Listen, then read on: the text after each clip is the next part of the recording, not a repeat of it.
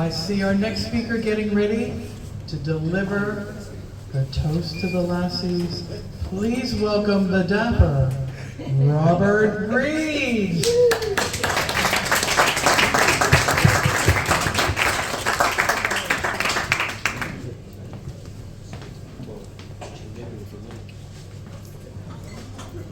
I don't know if you want me to use the mic. I think it's a bit anyway.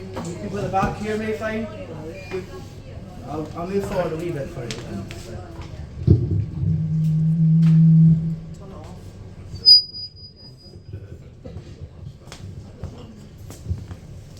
Hello, so I feel like some introductions may be in order. My name is Robart Reid, and my pronouns are he, him. And if you really needed me to tell you my pronouns, then I think you might be at the wrong Burns supper. It's a great honour to be here in our nation's capital and to be asked to deliver a toast to the Lassies.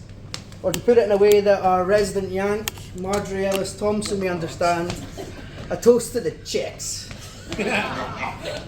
And to cover all bases, of course, for any Greens in the audience, a toast to the chest feeders.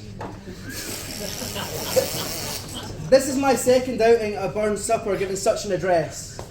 The first time being 2 years ago at the inaugural Alba Party Burns supper, where our wonderful party chair, Tasmin Ahmed Sheikh, gave me the reply from the Lassies.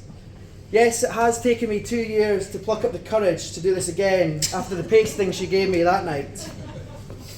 And after seeing who's given the reply tonight, Christina Hendry, after seeing some of the strong feminists in the audience, and knowing what I have written down in front of me, I fear it may be some considerable time before you see me again.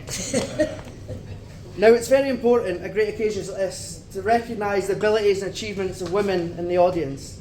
And where better to begin than letter writer extraordinaire Marjorie Ellis Thompson.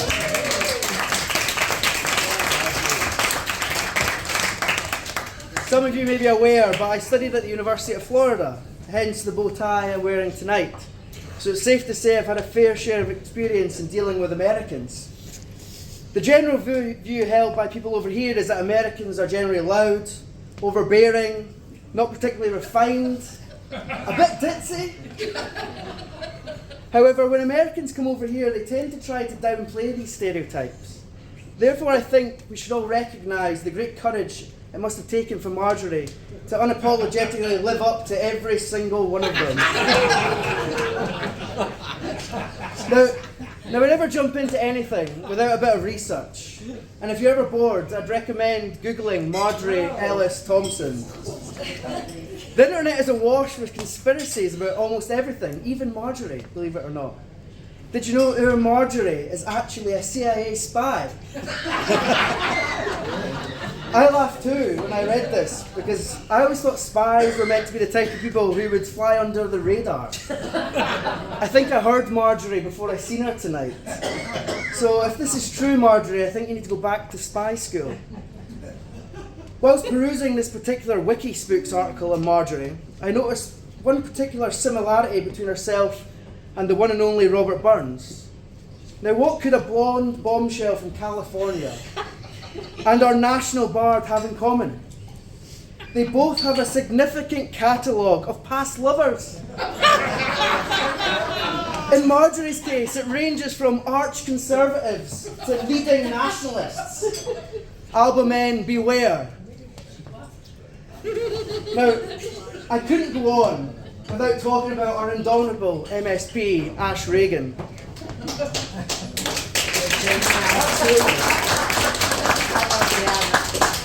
As you'll be aware, Ash has put herself forward to be the next leader of the Alba Party, and thus far the only other candidate is Kenny McCaskill.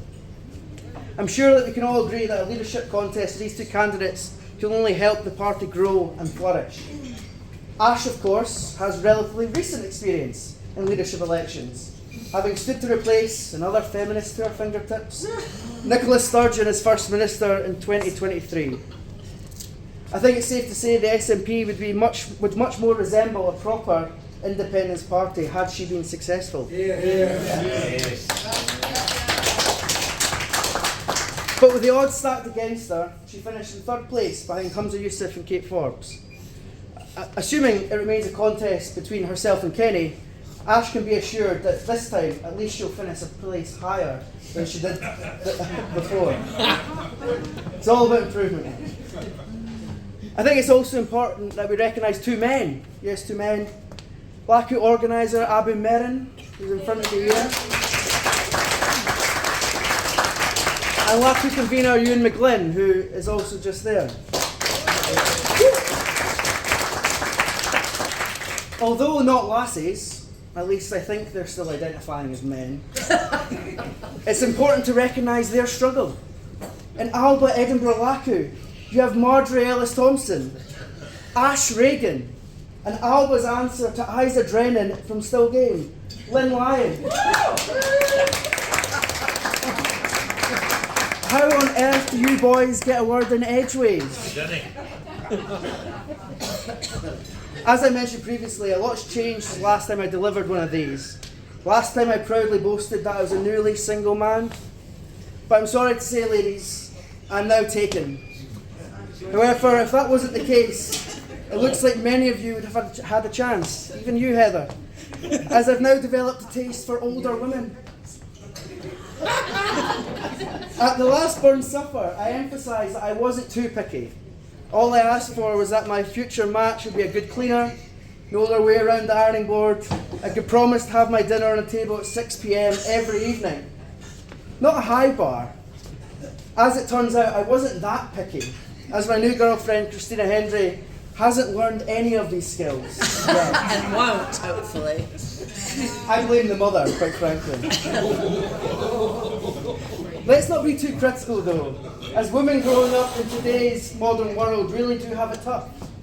Having looked around the room, I'm not entirely sure many of you can relate, but trust me ladies, it's true. There are so many societal pressures forcing women to take desperate measures in order to keep up a youthful appearance. Whether it be lip fillers, Botox, dermaplaning, the list goes on. Some women have even decided that they need to find a much younger man. Isn't that right, Christina? There are so many things I love about Christina. She's intelligent, principled, forthright, strong-minded. The latter quality does give me cause for concern. As Burns wrote, "Cursed be the man, the poorest wretch in life, the crouching vassal to a tyrant wife."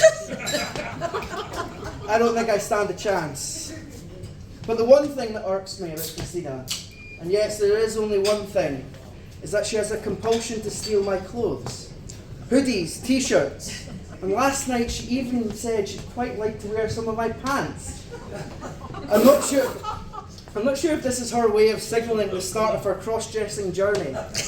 But if it is, she can rest assured that we will assist her, or should I say him, in their transition.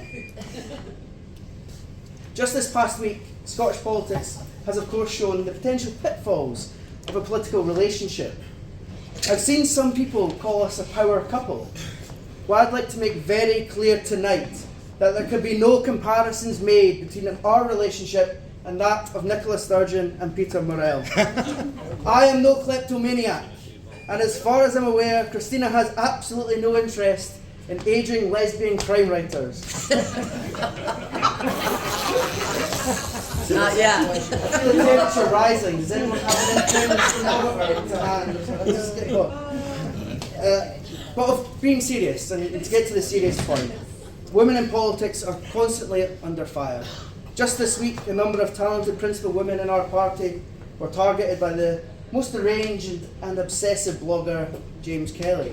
Apparently Christina, or Robart Reid's girlfriend, as he believes she should be known, and other women in our party can't think for themselves. They are nodding dogs, following orders from various men.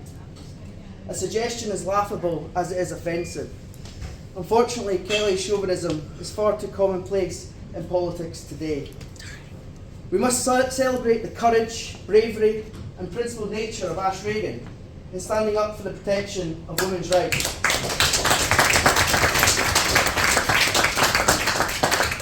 To date, she is the only woman in Scottish politics who accepted losing her job to stand up for these principles. And moving to the Alba Party, she showed courage and determination to stand up for what is right. Yeah.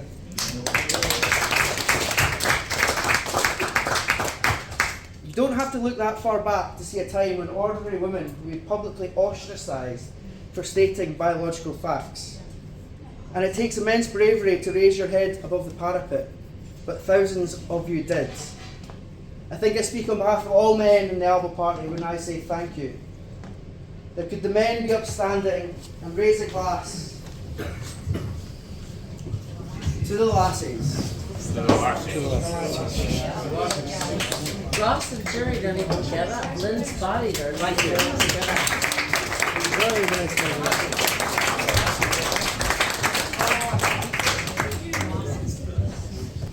And what a lovely speech from our wonderful Lassies.